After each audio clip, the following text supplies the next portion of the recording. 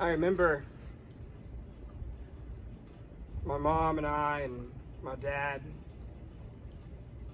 we were a poor family living there in Jerusalem. I remember times where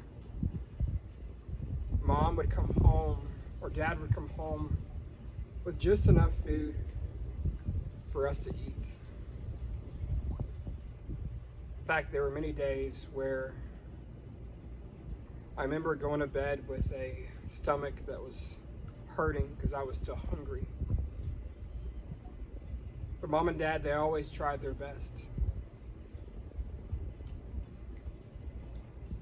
I remember one morning, my mother was getting our food ready for the day. Believe it or not, one of my favorite things to eat was fish. I love fish. My mom always made it in such a way that it just tasted right. I don't know if it's the lemon she put on there or what it was. In fact, I can close my eyes right now and I can still see and smell and even taste those fish that my mom would cook. She was packing my lunch that morning. She gave me my favorite fish and a few pieces of bread. I said, Mom, where are we going? And she said, son, today we're going to go hear this person named Jesus. I was only 8 years old. I would have rather just play out in the dirt with my friends, playing with sticks. But Mom said, no, you're going to go with me. I remember it was quite a walk. By the time I got there, my feet were dirty.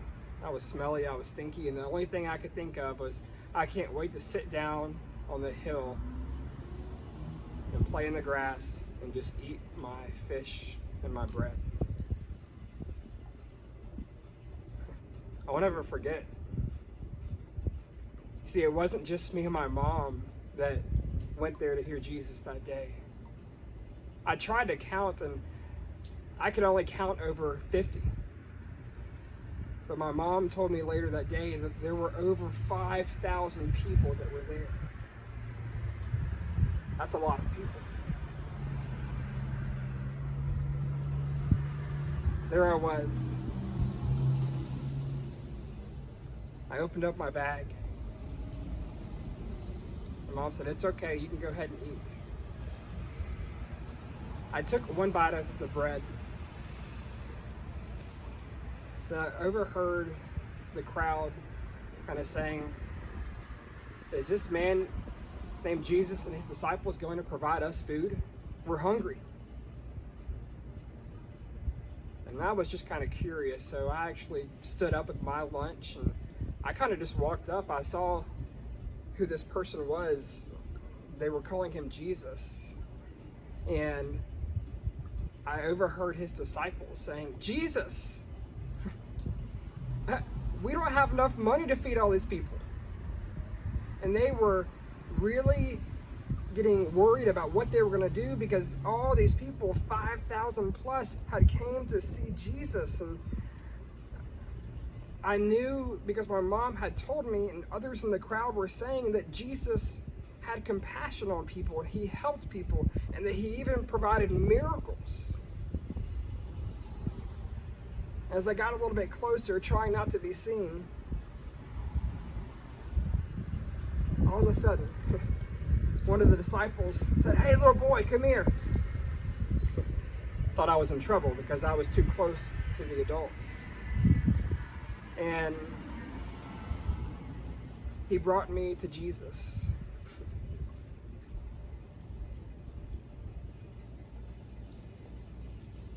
You ever met those people that just by looking in their eyes, you can tell that they're a good person? I remember standing there with my bread and my fish and the disciple next to me. And I could hear the disciple talking to Jesus, but I couldn't even really comprehend what was being said because I was just so focused on this man named Jesus. He had this look to him. When I looked at him, I just felt comfortable. I felt safe.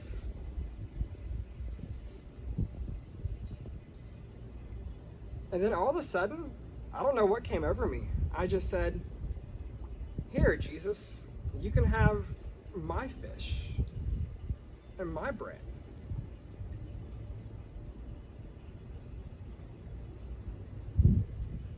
And he took it. Jesus took what I gave him. I just gave it to Jesus because I thought Jesus was hungry. But oh my, what happened next, I will never forget. He had my lunch in his hands, and I didn't know exactly what he was doing, but he took my lunch and he put them up in the sky, and he said, "God, use this to feed your people."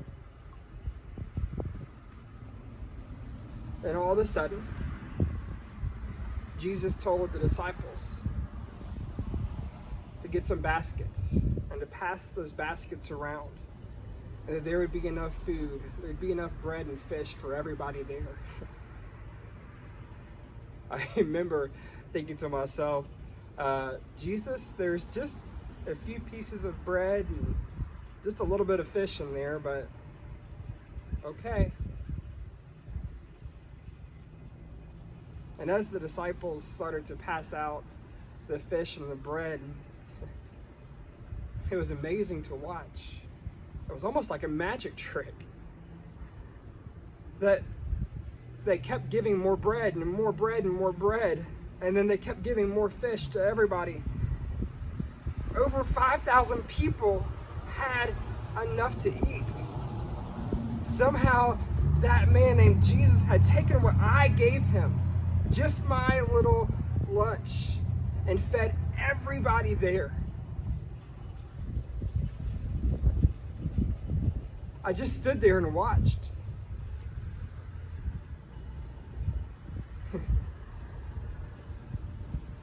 Then I heard his voice. Jesus, the one that people were talking about. Jesus, the one that we came to see, that I walked miles with my mom just to go see. He came over to me. I can still hear his voice. He said, "Thank you, my child. Thank you, my child."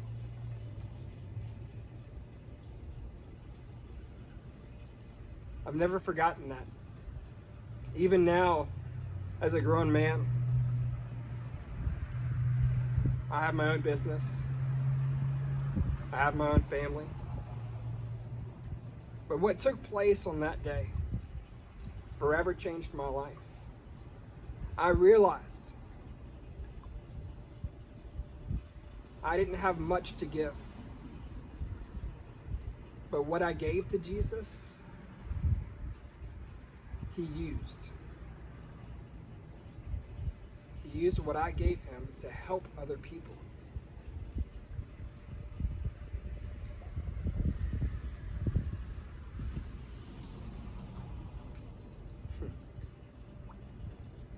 It changed my life. It changed the way I thought about life. It changed the way I thought about people. It changed the way I thought about bread and fish too. There were multiple occasions where I would think, well, all right, I'm going to get ready to eat my lunch again. Is it going to multiply? It never did again. I think that's because Jesus knew that in that moment that he needed that miracle, that people needed to see, that I needed to see, that when we give something to God, that he can do great things with it.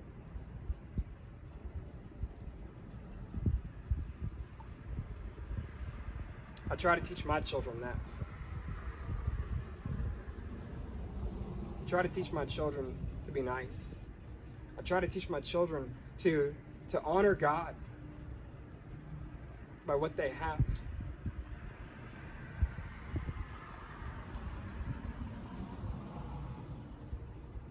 You see, a lot of people think that I don't have a lot to offer. I don't have a lot to offer God. I'm not very smart, or I'm not a teacher, or I'm not a rabbi or a pastor. That doesn't matter.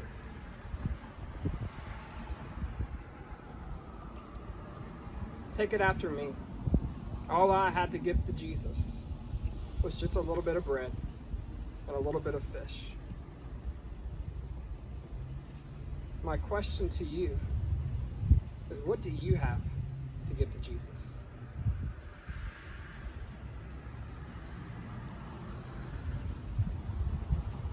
What do we have to show God's love to one another?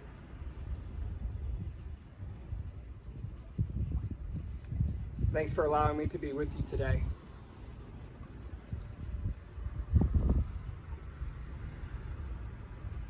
I pray that you have an encounter with Jesus, just like I did. And trust me, your life will be forever changed if you simply offer Jesus whatever you have.